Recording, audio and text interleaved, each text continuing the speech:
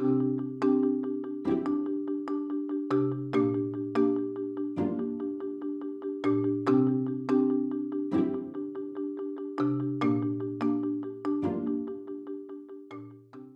you look at people who are living in rural poverty, what do they say about why they move to urban areas? They need job opportunities. They are looking for a chance to be part of the global conversation.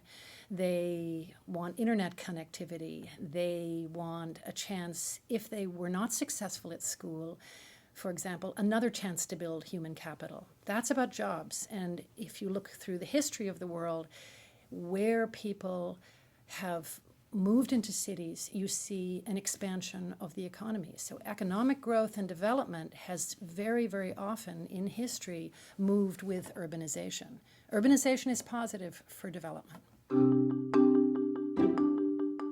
Well, who moves to urban areas is important, and it tends to be young people. Young, healthy people move into urban areas.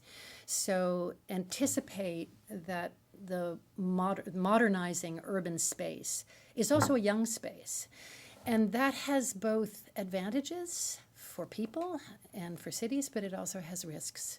So young people are not with their families. They lack, in many cases, the social networks that offer protection for them.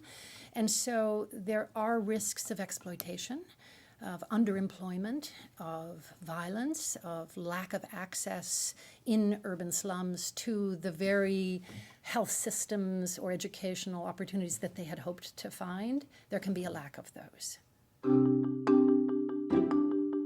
I think part of what we have to anticipate is this clustering of young people in informal areas and start thinking about service structures and infrastructure that respond to them in really creative and innovative ways. So we do need transport so that young people can move into the city center for work and opportunity. We need health systems and new educational and training opportunities that don't cluster exclusively in the urban center, but in fact reach out into these informal areas. We need to get creative about housing. Absolutely, we need to think about protection in the context of housing, both for young and older people. Can we recreate communities in some way, in innovative ways in urban areas? I mean, looking at a goal that's on location and where people go is an opportunity to look at all the goals. And so to work on urbanization and create healthy cities gives you all these multiplier effects across all the other goals, absolutely. Because to create safety is to touch empowerment, is to touch employment, is to touch human capital.